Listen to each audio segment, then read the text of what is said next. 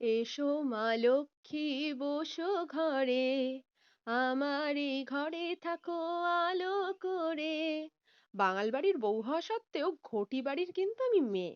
আর এই ঘটি বাড়ির ধানের লক্ষ্মী পুজোর রিচুয়াল আশা করছি সবার বাড়িতেই আছে। এখন কাজের ভয়ে হয়তো অনেকে এই রিচুয়ালটি তুলে দিয়েছেন, কিন্তু আমার মা সমস্ত রিচুয়াল একদম মনোযোগ সহকারে পালন করে। তাই মাকে একটু হেল্প করার জন্য সকাল সকাল ধানের লক্ষ্মীটা আমিই পেতে ফেললাম। আলপনা দিয়ে লক্ষ্মী পেতে একটু শঙ্খ বাজিয়ে নিই।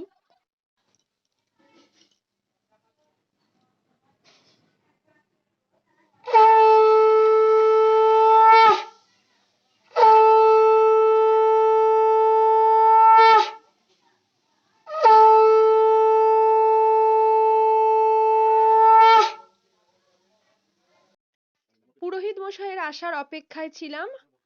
তারপরে পুরোহিত মশাই এলেন এবং খুব তাড়াতাড়ি পুজো সেরে ফেললেন। পুজোর জোগাড় করতেই যত দেরি, আর পুজো হতে একেবারেই দেরি লাগে না। ঘরের পুজো, লক্ষ্মী পুজো হয়ে তারপরে হলো মনসা পুজো। আমাদের আমার বাপের বাড়ির একেবারে উঠানের মাঝখানে মনসা বেদি আছে, সেখানেই মনসা পুজো হয়। লক্ষ্মী পুজোটা হয়ে গেলেই মনসা তলায় চলে যাওয়া হবে এবং সবাই মিলে মনসা পুজো করা হবে। পুরোহিত মশাই খুব তাড়াতাড়ি পুজো করে নিলেন। তারপরে চলে গেলাম মনসা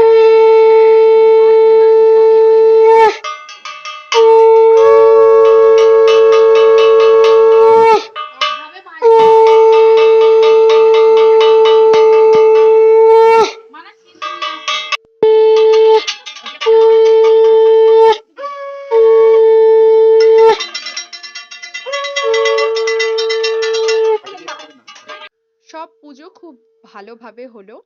ভিডিওটি কেমন লাগলো অবশ্যই জানাবে। আবার কালকে আছে নীল ষষ্ঠী। দেখা যাক কতটুকু কি সবার সঙ্গে শেয়ার করতে পারি।